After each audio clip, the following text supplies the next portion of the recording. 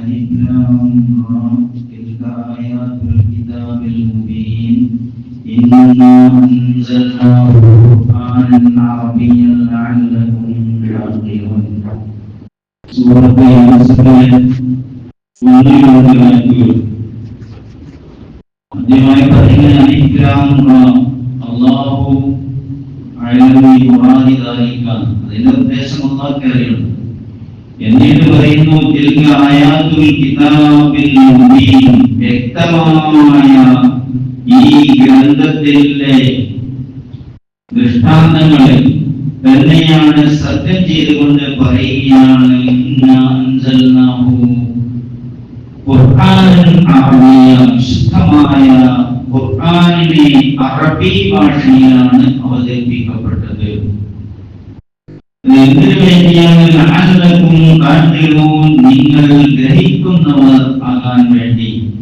അപ്പോൾ അറബി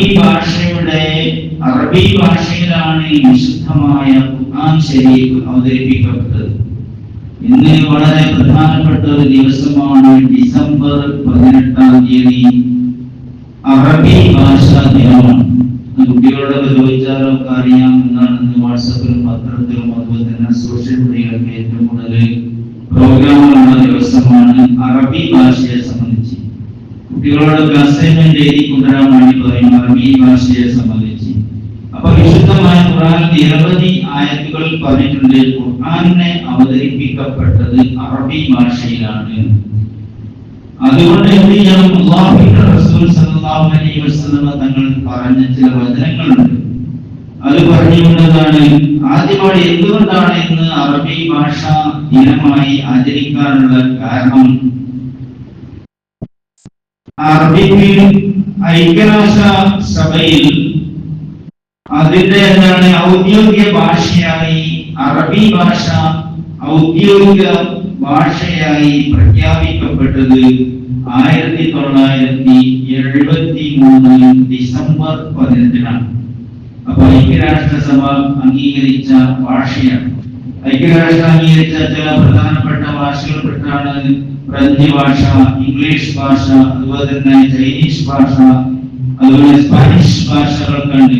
അതിലുപരിയായി എന്താണ് അറബി ഭാഷയിൽ അതിൽ 4-ാം സ്ഥാനമായി കൊണ്ട് അംഗീകരിക്കപ്പെട്ട ഭാഷയാണ് അറബി ഭാഷ.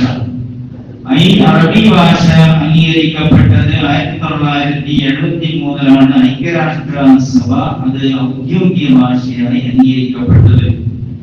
അതുപോലെ തന്നെ യുനെസ്കോയുടെ ആഭിമുഖ്യത്തിൽ 2010 മുതൽ എല്ലാ വർഷവും ഡിസംബർ 18-ന് അറബി ഭാഷ ദിനമായി ആചരിച്ചു വരികയാണ്. ഇന്നാണ് ഡിസംബർ 18-ാം തീയതിയാണ്. അതുകൊണ്ട് നമ്മളിപ്പോ അറബി ഭാഷയെ സംബന്ധിച്ച് അല്ലാഹുവിന്റെ റസൂൽ സ്വല്ലല്ലാഹു അലൈഹി വസല്ലം തങ്ങൾ പറഞ്ഞു, ലുഗത്തി അറബിയ, എന്റെ മാതൃഭാഷ അറബിയാണ്. അല്ലാഹുവിന്റെ റസൂലിന്റെ ഭാഷ അറബിയാകുന്നു. അതുപോലെ തന്നെ ലുഗത്തിൽ ഖുർആനി അറബിയ, വിശുദ്ധമായ ഖുർആനിന്റെ ഭാഷയും അറബിയാണ്. വിശുദ്ധമായ ഖുർആൻ ഒരുപാട് ലോകത്ത് ഗ്രന്ഥങ്ങൾ നിരവധി ഉണ്ടെങ്കിലും ലോകാവസാനം വരെ നിലനിൽക്കുന്നത് വിശുദ്ധമായ ഖുർആൻ ശരീഫ് മാത്രമാണ്. ആ ഖുർആൻ ശരീഫിന്റെ ഭാഷ അറബിയാണ്. പിന്നെ പറഞ്ഞിരിക്കുന്നത് അറബിയ, സ്വർഗനിവാസികൾ സംസാരിക്കുന്ന ഭാഷ. നമ്മൾ സ്വർഗത്തിൽ കടക്കുകയാണെങ്കിൽ സ്വർഗക്കാരൊക്കെ പരസ്പരം അങ്ങോട്ടും ഇങ്ങോട്ടും സംസാരിക്കുന്ന ഭാഷയും അറബിയാണ്. അപ്പൊ 3 പ്രത്യേകത അല്ലാഹുവിന്റെ റസൂൽ പറഞ്ഞിട്ടുണ്ട് അറബി ഭാഷയിൽ. ഒന്ന് ലുഗത്തി അറബിയ, എന്റെ മാതൃഭാഷ അറബിയാണ്. രണ്ടാമതായി പറയുന്നത് ലുഗത്തിൽ ഖുർആനി അറബിയ, ഖുർആനിന്റെ ഭാഷ അറബിയാണ്. വലുഗത്തു അഹ്ലിൽ ജന്നത്തി, സ്വർഗ്ഗനിവാസികളുടെ ഭാഷയും അറബിയാണ്. അതുകൊണ്ട് തഅല്ലമു അൽ അറബിയ, നിങ്ങൾ അറബി പഠിക്കുക, അറബി ഭാഷ നിങ്ങൾ പഠിക്കുക. ഫഇന്നഹാ തുംബിതുൽ അഖ്ല വതസീറുൽ മുറുവത, അതുകൊണ്ടുള്ള നേട്ടങ്ങൾ അത് ബുദ്ധിക്ക് നല്ല വികാസങ്ങളും ഉണ്ടാകുന്ന കാര്യമാണ്. അതുപോലെ തന്നെ നല്ല അഭിമാനങ്ങളൊക്കെ ലഭിക്കുന്നതാണ്. അതുകൊണ്ട് അല്ലിമു ഔലാദക്കും അൽ അറബിയ്യ, നിങ്ങൾ നിങ്ങളുടെ കുട്ടികൾക്ക് നിങ്ങൾ അറബി ഭാഷ പഠിപ്പിച്ചു കൊടുക്കുവാൻ. അതിന്റെ ഭാഗമായി കൊണ്ടാണ് നമ്മൾക്ക് എന്താണ് അറബി ഭാഷ പഠിക്കാൻ വേണ്ടി മദ്രസയിലേക്കും അതുപോലെ തന്നെ അറബി കോളേജിലേക്കും അതുപോലെ തന്നെ യൂണിവേഴ്സിറ്റികളിലേക്കൊക്കെ പറഞ്ഞയക്കുന്നത്, ജാമിയയിലേക്ക് അയക്കുന്നതെന്നാണ് അറബി ഭാഷയാണ്. അപ്പൊ അറബി ഭാഷയാണ് ലോകത്ത് ഏറ്റവും കൂടുതൽ ഗ്രന്ഥങ്ങൾ ഉള്ളത്. പ്രത്യേകിച്ച് ഇസ്ലാമിന്റെ എല്ലാ കാര്യങ്ങളും വിശുദ്ധമായ ഖുർആൻ, അതുപോലെ തന്നെ ഹദീസ്, കർമ്മശാസ്ത്ര ഗ്രന്ഥങ്ങൾ അതൊക്കെ രചിക്കപ്പെട്ടിരിക്കുന്നത് അറബി ഭാഷയിലാണ്.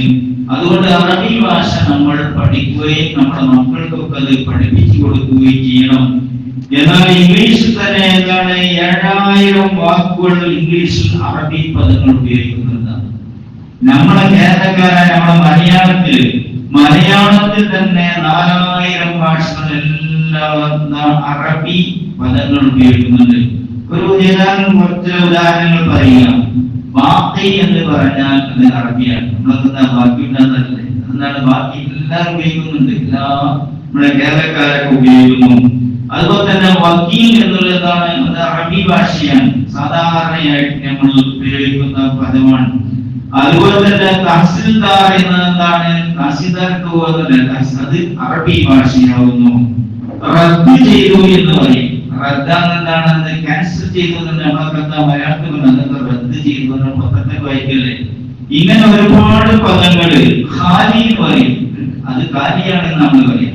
ഖാലി എന്നാണ് അത്, ഖാലി എന്ന ഒഴിഞ്ഞത്. അതുപോലെ തന്നെ ഹൽവ, അത് മാധുര്യമുള്ളത്, ഹലാവ എന്നാണ് ഹൽവയെ സംബന്ധിച്ച്.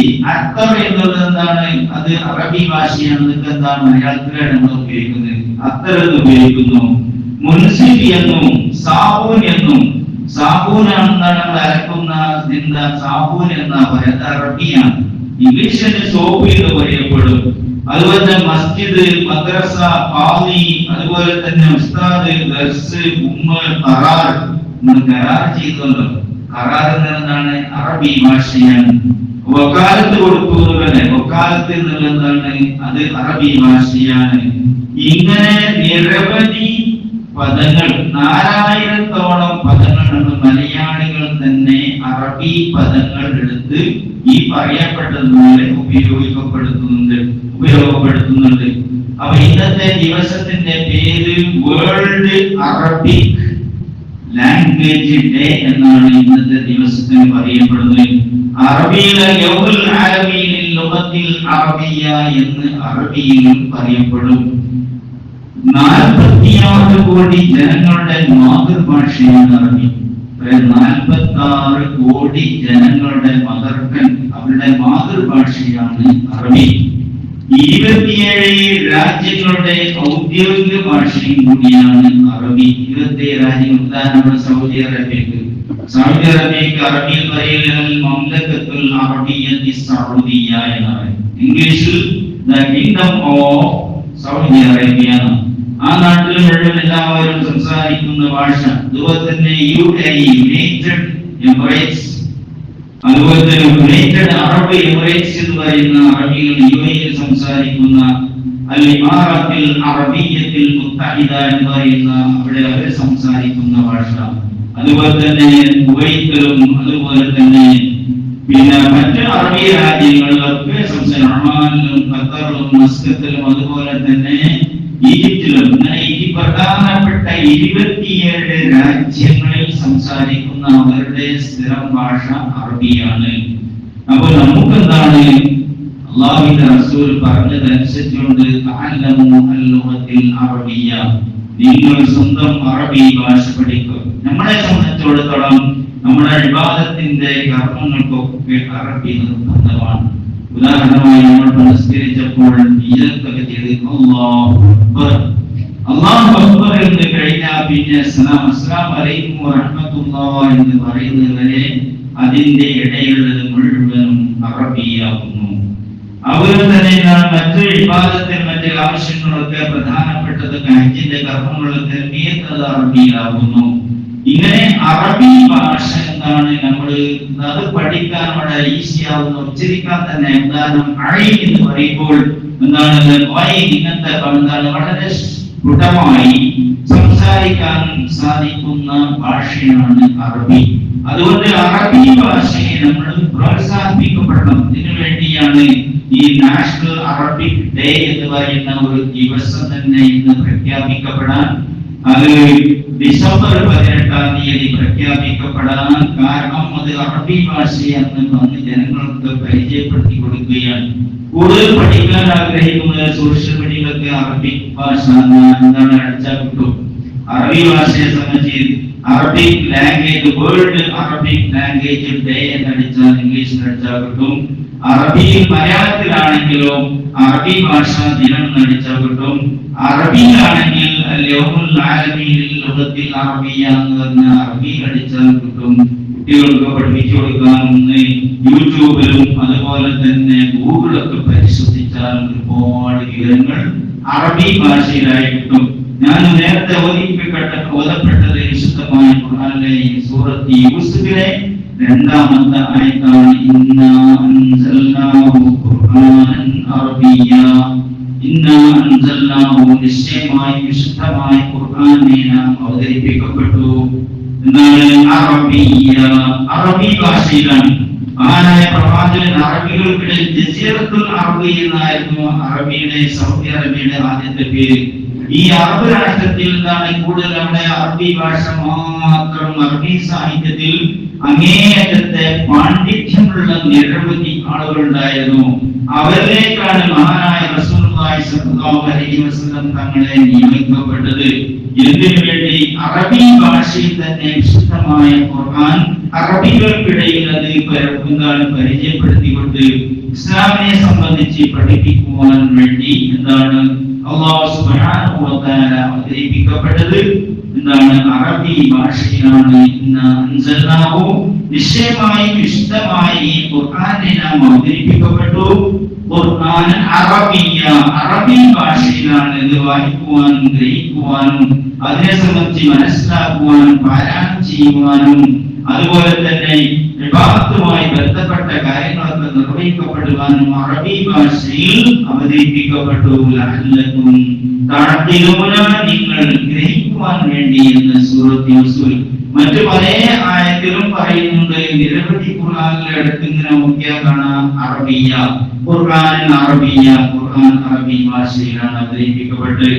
അല്ലാഹുവിന്റെ റസൂലിന്റെ ഭാഷ എന്നുള്ള നിലക്കും ഖുർആനിന്റെ ഭാഷ എന്നുള്ള നിലക്കും സ്വർഗ്ഗനിവാസികളുടെ ഭാഷ എന്ന നിലക്കും അല്ലാഹു റസൂൽ തഅല്ലമു അൽ-ലുഗത്തിൽ അറബിയ, നിങ്ങൾ അറബി ഭാഷ പഠിക്കുക. അതുപോലെ തന്നെ വഅല്ലിമു ഔലാദകും അൽ-ലുഗത്തിൽ അറബിയ, നിങ്ങൾ നിങ്ങളുടെ മക്കൾക്കും അറബി ഭാഷ പഠിപ്പിച്ചു കൊടുക്കണം. ഇതിന്റെ ഭാഗമായിക്കൊണ്ട് നമ്മൾ അറബി ഭാഷ നമ്മൾ പഠിക്കണം. അതോടൊപ്പം നമ്മളുടെ മക്കൾക്കും അറബി ഭാഷ പഠിപ്പിച്ചു കൊടുക്കണം, കുടുംബങ്ങൾക്കും പഠിപ്പിച്ചു കൊടുക്കണം. നാട്ടിലൊക്കെ വ്യാപകമായി കൊണ്ട് അറബി ഭാഷയെ പ്രോത്സാഹിപ്പിക്കുകയും നമ്മുടെ കുട്ടികളെ പഠിക്കാൻ വേണ്ടി അയക്കുകയും ചെയ്യണമെന്ന് സാന്ദർഭികമായി ഉണർത്തുന്നു. അല്ലാഹു സുബ്ഹാനഹു വ തആല വിശുദ്ധമായ ഖുർആനും അറബി ഭാഷയിൽ പഠിക്കുവാനും പഠിപ്പിക്കുവാനുള്ള തൗഫീഖ് പ്രദാനം ചെയ്യട്ടെ. ആമീൻ. സല്ലല്ലാഹു അലാ മുഹമ്മദ് സല്ലല്ലാഹു അലൈഹി വസല്ലം. സല്ലല്ലാഹു അലാ മുഹമ്മദ് സല്ലല്ലാഹു അലൈഹി വസല്ലം. അല്ലാഹുമ്മ സ്വല്ലി അലാ മുഹമ്മദ് യാ റബ്ബി.